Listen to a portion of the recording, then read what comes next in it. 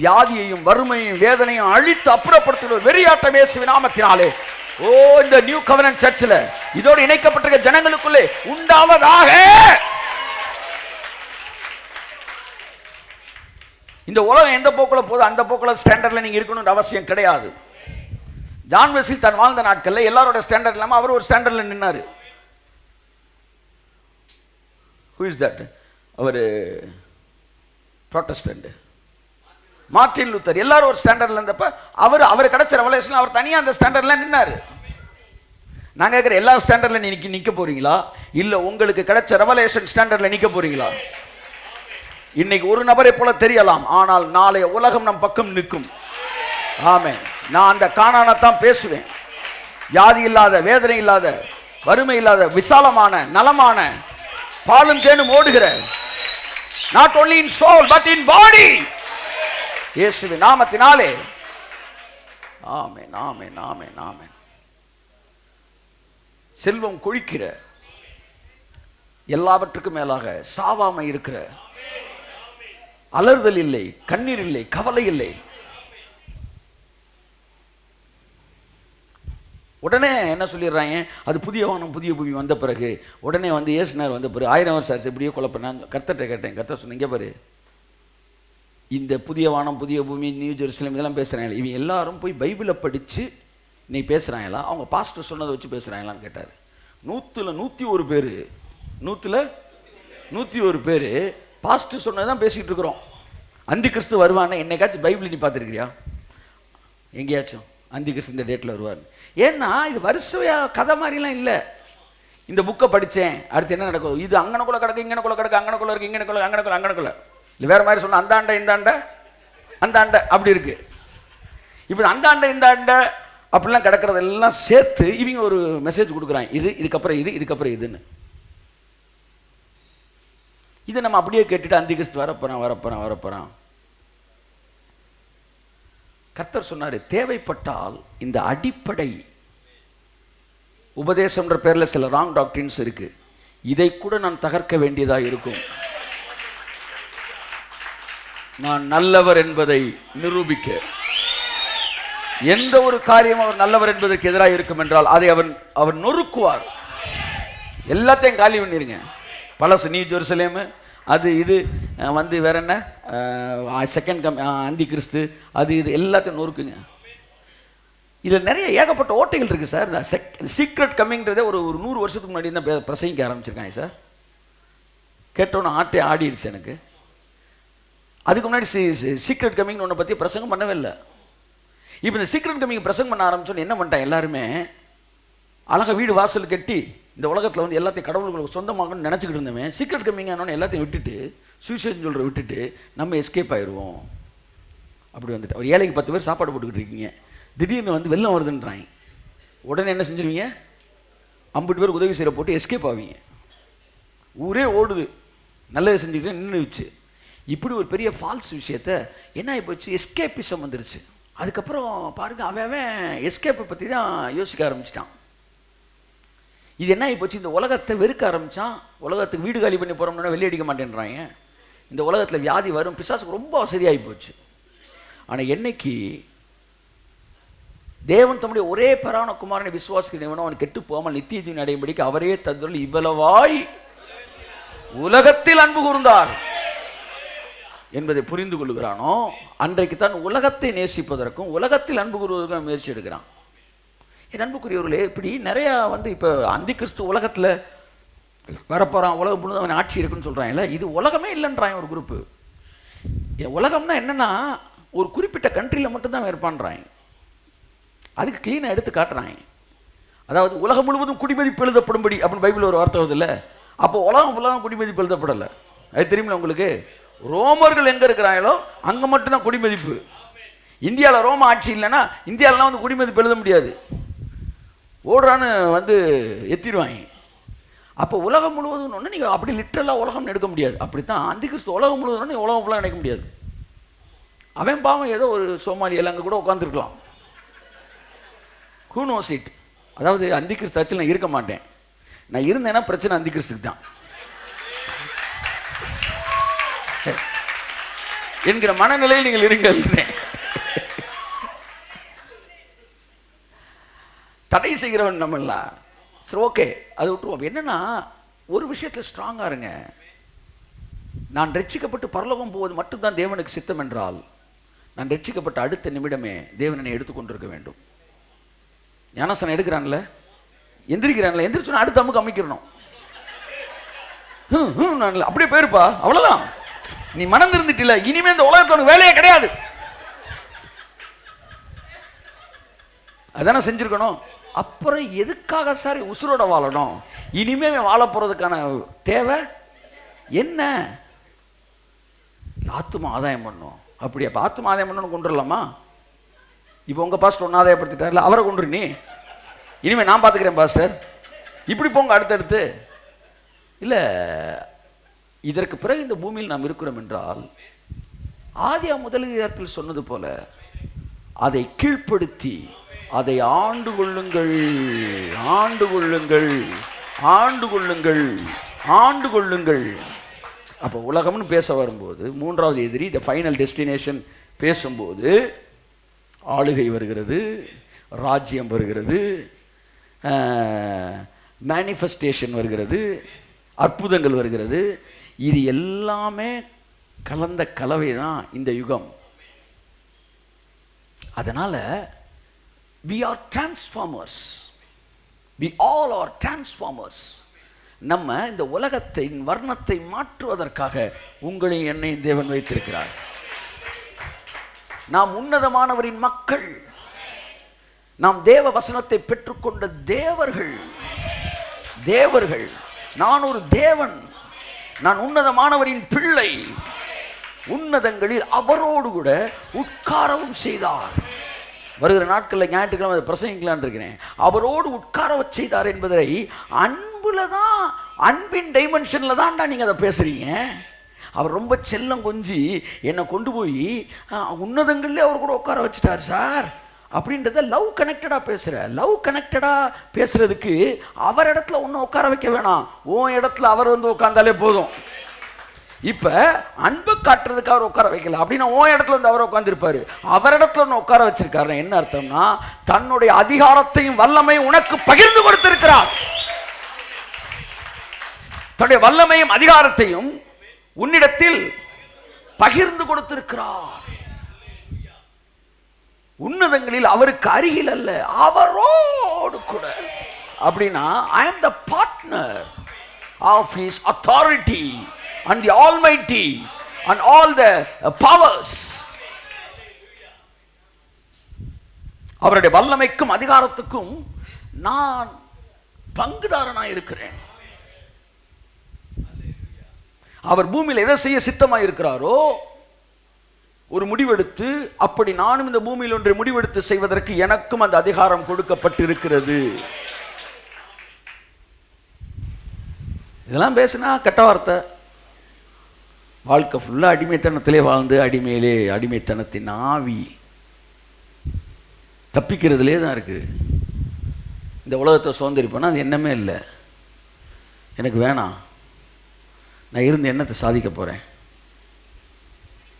என் அன்புக்குரியவர்களே, this world is created by the loving Father. இந்த உலகம் தேவனால் சிருஷ்டிக்கப்பட்டது. ஒத்துக்கொள்ளுகிறீர்களா இல்லையா? அவர் அன்பானவர் என்பதை ஒத்துக்கொள்கிறீர்களா இல்லையா? இப்போ பிசாசோட நோக்கம் என்னன்னா இந்த உலகத்தையே மால் ஃபங்க்ஷன் பண்ண வச்சுட்டான். ஆதாம்கிட்ட உலகத்தை வாங்கினோன்னா முதல் அவன் செஞ்ச வேலை இருக்கிற சிப்பெல்லாம் கலட்டி மாற்றி சொருகி லாங்குவேஜை மாற்றி விட்டு எல்லாத்தையும் கரப்ட் பண்ணான். சூரியனை படைத்தார், அது நல்லதென்று கண்டார். ஆனால் சங்கீதத்தில் சூரியன் உன்னை சேதப்படுத்துவது இல்லை. நல்லதென்று கண்டது எப்படி ஒன்று சேதப்படுத்தும்? ஆமாம், வீட்டில் வந்து எப்படி சொல்கிறது, கத்தி உங்கள் கையில் இருக்க வரைக்கும் வெங்காயம் வெட்டுது. வீட்டுக்குள்ளே திருடை வந்து இப்போ அவன் கை கிடச்சிருச்சுன்னா அது வேறு மாதிரி யூஸ் ஆகுது. அப்படி தான் எல்லாத்தையும் மாற்றினான். இப்போ மக்கள் என்ன செய்கிறாங்க, இந்த உலகத்துக்குள்ளே வந்து வியாதி, வறுமை, வேதனை எல்லாத்தையும் பார்க்குறாங்க. பார்த்த உடனே பிசாசு அடுத்த கேள்வி கேட்குறான், இந்த உலகத்தை படைச்சது யார் அப்படின்னு கேள்வி கேட்குறான். கடவுள் தான் படைச்சார் பத்தியா. கடவுள் மனிதனாக பிறக்க வேண்டும், நம்ம சொல்லித்தரான். அவன் காதலித்து வேதனையில் வாழ வேண்டும். அவன் இப்படி படைச்சிட்டு போயிட்டான் பாரு அவங்கள இப்படி சொல்லி. அப்போ நான் எனக்குள்ள ஒரு கேள்வி வருது, தேவன் தான் இந்த உலகத்தை தேவன் படைச்சிருக்க முடியாது. ஒருவேளை தேவன் படைச்சிருந்தார்னா அது நல்லதாக தான் இருக்கணும். அப்போ நல்லது இல்லாமல் இருக்குன்னா இடையில வேற ஏதோ ஒன்று நடந்திருக்கு. இப்போ இயேசு சிலுவையில் எல்லாத்தையும் சிந்தி ரத்தம் சிந்திட்டார்னா இந்த வேற ஒன்று திரும்பவும் பழைய மாதிரி ஆடித்தான் ஆகணும். அதுதான் ஃபைனல் டெஸ்டினேஷன்.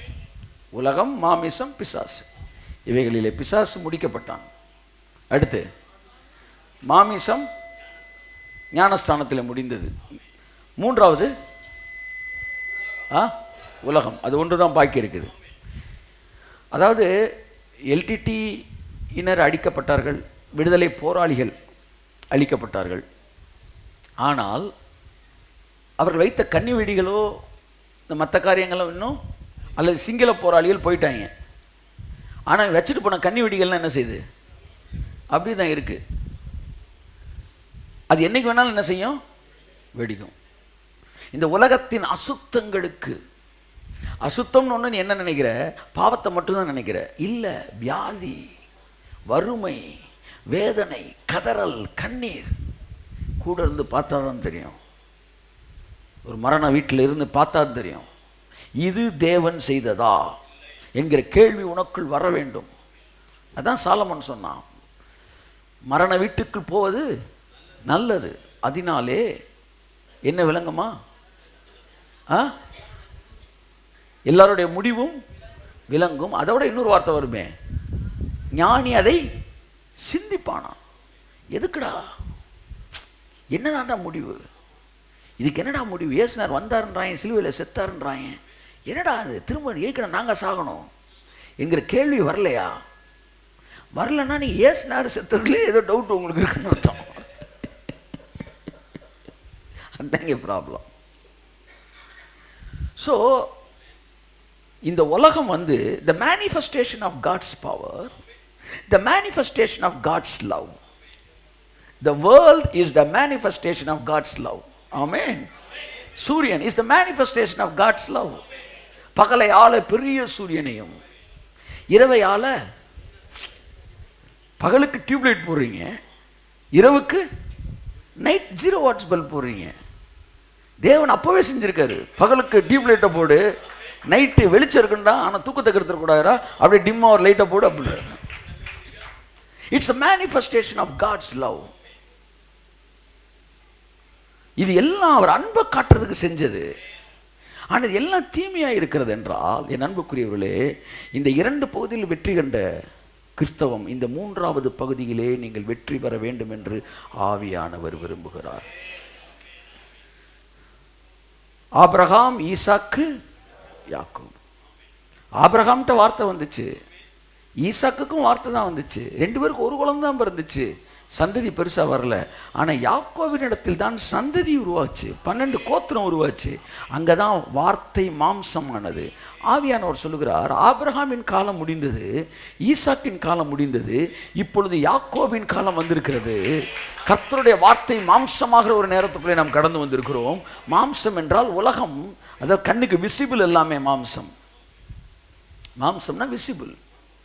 ஸோ 3 வகையான எனிமி இருக்குது. 3 இப்போ இந்த உலகத்தை நம்ம நேசிக்கக்கூடாது சார் அப்படின்வாங்க. அதாவது உலகமும் அது நிச்சயம் ஒளிந்து போகும், கண்கள் நிச்சயம் மாம்ச ஜீவனத்திற்கு என்பவைகளாகிய இந்த உலகத்தையும் அதில் உள்ளவைகளையும் அன்பு கூறாதருங்கள். சூப்பர். அதான் என்ன, உலகத்திலும் உலகத்தில் உள்ளவைகளும் சொல்லுங்கள். இவங்க பாருங்கள், பைபிள் இப்படி சொல்லுது, அன்பு கூறக்கூடாது. நீங்கள் என்னடானா இங்கேயே டேரா போட்டு இந்த உலகத்தை நேசித்து ஜெயிக்கணுன்றீங்க.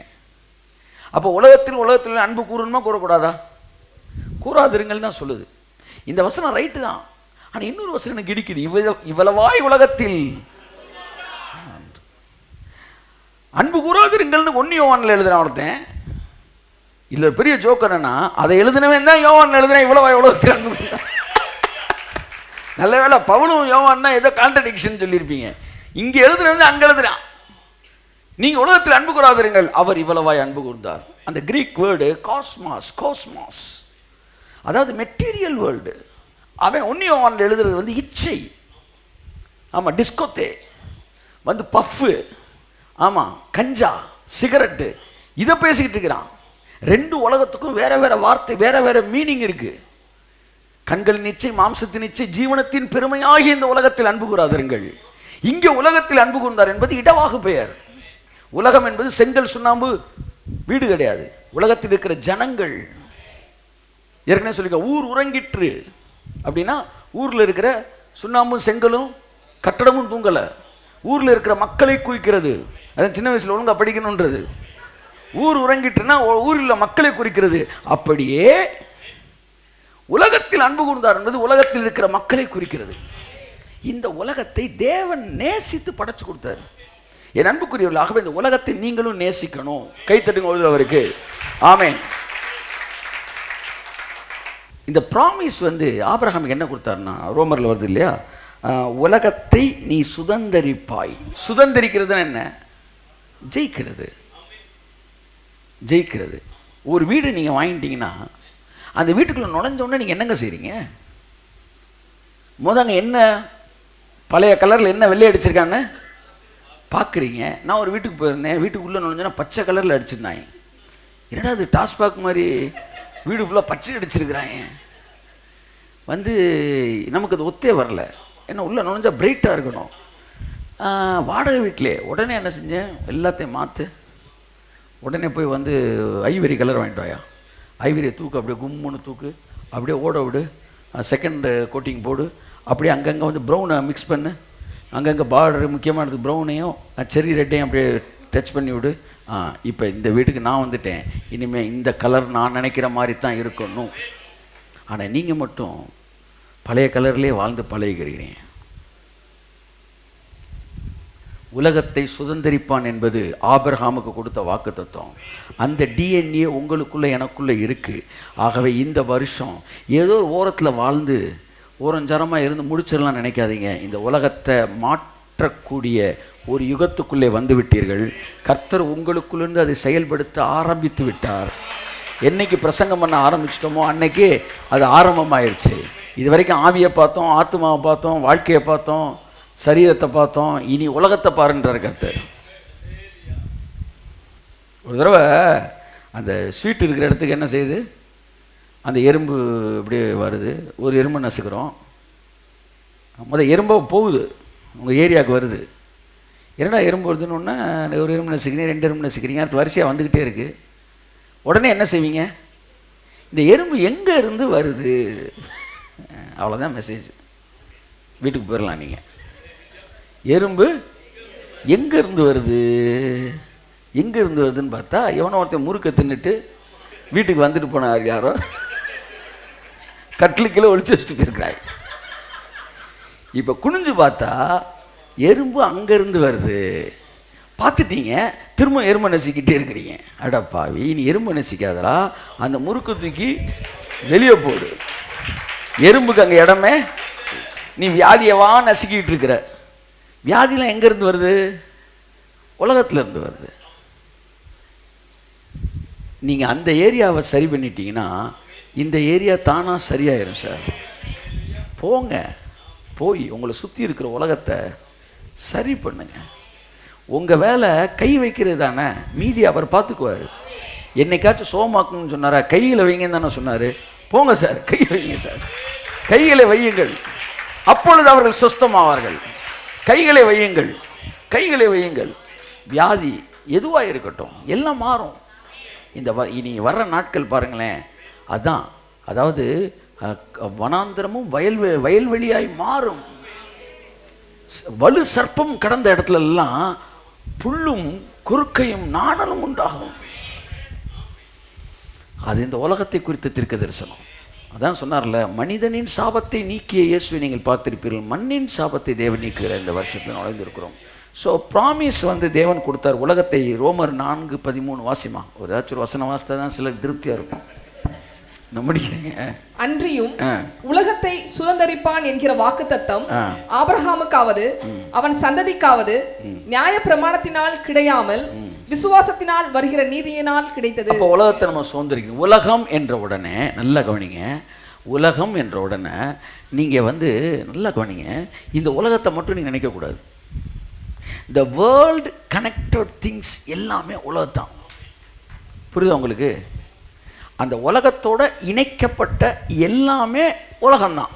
இப்போ ஒருத்தன் செத்து போயிடலான் இருக்கேன் சார் அப்படின்னா இது என்னது? இந்த டாக் என்னது? உலகம். உலகம் அந்த உலகத்துலேருந்து புறப்பட்டு வர்றது தான் இது. ஒருவேளை அது செத்த எலினா இது அதுலேருந்து வர்ற நாற்றம். விழுந்து போன இந்த உலகம் அதிலிருந்து புறப்படுகிற நாற்றங்களில் ஒன்றுதான் வறுமை, கண்ணீர், கவலை. இது எல்லாமே இந்த உலகத்திலேருந்து வர்றது. ஆனால் இயேசு சொன்னார் யோவான் 17ஆம் அதிகாரத்திலே, நான் உலகத்தான் அல்லாதது போல இவர்களும் உலகத்தார் அல்ல, ஆகையால் இந்த உலகம் இவங்களை சேதப்படுத்த. கை தட்டுங்க அவருக்கு. ஆமென், ஆமென், ஆமென். இந்த உலகம் என்ன செய்யுது? இந்த உலகத்தோட கனெக்ட் பண்ண எல்லாரையுமே என்ன செய்யுது? டிஸ்டர்ப் பண்ணிக்கிட்டே இருக்கும், டிஸ்டர்ப் பண்ணிக்கிட்டே இருக்கும். ஆமென் சொல்லுங்க. அந்த எறும்பு என்ன செய்யுது? நீங்கள் சாப்பிட்டு கையிலையும் கொஞ்சம் ஸ்வீட்டோடு இருந்தீங்கன்னா அந்த ஸ்வீட்டை முடிச்சுட்டு அடுத்து உங்கள் கையை கடிக்கும். ஏன்னா நீங்கள் உலகத்தார்னா அது உங்களை கடிக்கும். ஆனால் எறும்பு சாக் பீஸ் ஒன்று போட்டு விட்டு, இதை விட சிம்பிளாக என்ன சொல்கிறது, போட்டால் இந்த எறும்பு யாரை கடித்தாலும் அந்த ஏரியாவுக்குள்ள என்ன செய்யாது? வராது. இந்த உலகத்தில் இருக்கிற வியாதி, வறுமை, பிரச்சனை எல்லாம் இந்த உலகத்தில் இருக்கலாம். ஃபஸ்ட்டு பேசிக் ஸ்டாண்டர்ட் சொல்கிறேன். முதலாவது அது உங்களை சேதப்படுத்த முடியாது. ஏனென்றால் நீங்கள் புருஷனுடைய சித்தத்தினாலோ மாம்ச சித்தத்தினால பிறந்தவர்கள் அல்ல, அவர்கள் தேவனால் பிறந்தவர்கள். நான் தேவனால் பிறந்தவன், நான் தேவனால் பிறந்தவன், நான் உன்னதமானவருடைய மக்கள். இந்த உலகத்திலேருந்து ஒரு டிட்டாச்மெண்ட்டை நீங்கள் ஸ்ட்ராங்காக மனசில் கொண்டு வந்துடணும். நீங்கள் இந்த உலகத்திற்குரியவர்கள் அல்ல. இயேசு தெளிவாய் சொன்னார். யோவான் 17ஆம் அதிகாரம் 14, 15, 16 சீக்கிரமாய் வாசிப்போம். நான் உம்முடைய வார்த்தையை அவர்களுக்கு கொடுத்தேன், நான் உலகத்தான் அல்லாதது போல அவர்களும் உலகத்தார் அல்ல. தெளிவா சொல்லிட்டார். நீங்க இயேசுவின் பிள்ளைகளா? கை தூக்குங்களேன் கொஞ்சம். அப்ப நீங்க உலகத்தாரா? ஹிட்லர் யூதர்களை கொன்று குவித்தான். ஒரு தெருவில் போயிட்டு இருக்கும்போது நிப்பாட்டி நிப்பாட்டி யூதர்களை சுட்டுக்கிட்டு இருக்கிறான். நீங்கள் அங்கே போகும்போது நீங்கள் பயப்பட வேண்டிய அவசியம் இல்லை. ஏன்னா எழுத்தின்படி நீங்கள் யூதன் இல்லை. நான் என்ன சொல்ல, இந்த உலகத்தில் என்ன வேணாலும் நடந்துட்டு போகுது. பிசாசு தாம் பிள்ளைகள்ட்ட என்ன வேணாலும் செஞ்சுக்கிட்டு இருக்கிறான். இப்போ நான் ஒரு செகண்ட் கிளாஸில் பேசிக்கிட்டு இருக்கிறேன், டிஃபென்ஸை பேசிக்கிட்டு இருக்கிறேன். ஆனால் என்ன அவன் தொட இருக்கீங்களா? நம்புறீங்களா? ரட்சிக்கப்பட்டிருக்கீங்களா? ரட்சிக்கப்பட்டிருக்கீங்களா? நீங்கள் மாம்சத்தில் பிறந்தவங்களா இல்லை தேவனால் பிறந்தவங்களா? தேவனால் பிறந்தீங்கன்னா இந்த ஆள் உங்கள்கிட்ட எதுவும் செய்ய முடியாது. அதனால அடுத்த வசனத்தில் சொல்றார், வாசிக்கிறார், வாசிங்க, சொல்லுங்க. நீர் அவர்களை உலகத்திலிருந்து எடுத்துக்கொள்ளும்படி நான் வேண்டிக் கொள்ளாமல் நீர் அவர்களை தீமை நின்று காக்கும்படி வேண்டிக் கொள்கிறேன். பாத்தீங்களா? கர்த்தர் எடுத்துக்கிட்டார் சார். தீங்கு வருமுன் நீதிமான் எடுத்துக்கொள்ளப்படுகிறான். ஆனா புதிய ஏற்பாட்டிலே சொல்றாரு, நீர் அவனை எடுத்துக்கொள்ளும்படி நான் வேண்டுவதே இல்லை. அவன் இதே பூமியில இருந்து அவன் நீங்க காத்து கொள்ளணும். சிலுவைக்கு முன்னாடி, சிலுவைக்கு அப்புறம் இன்னும் அட்வான்ஸாக ஜோம் பண்ணுறாப்புல பவுல் என்ன சொல்கிறாரு? நாங்கள் இந்த போர்வையை களைந்து போட விரும்பவில்லை, மரணமானது ஜீவனாலே விழுங்கப்படும்படிக்கு. கைத்தட்டுவதவருக்கு மரணமானது ஜீவனாலே விழுங்கப்படும்படிக்கு, மரணமானது ஜீவனாலே வியாதியானது நம்முடைய ஆரோக்கியத்தினால் விழுங்கப்படும்படிக்கு. இந்த பாம்பு ஒரு 3 எலி இருக்கிற ஏரியாக்கள் டவக்குன்னு முதல் எலியாகுது, 2ஆவது எலியை முழுங்கிட்டு 3ஆவது எலியை முழுங்கிட்டு அடுத்து வேறு எதுவும் எலி இருக்கா அப்படின்னு தேடுற மாதிரி உங்களுக்குள்ளே இருக்கிற ஜீவன் வியாதியை முழுங்கி காலி பண்ணி, அது இல்லாமல் போய் பண்ணி, எரேஸ் பண்ணி, வறுமையை காலி பண்ணி, எல்லாத்தையும் காலி பண்ணிட்டு வேறு எது இருக்காப்பா அப்படின்னு ஜீவன் தேடுமா. கைத்தட்டுக்கு அவருக்கு ஆமே. இருளானது அதை பற்றி கொள்ள முடியாது.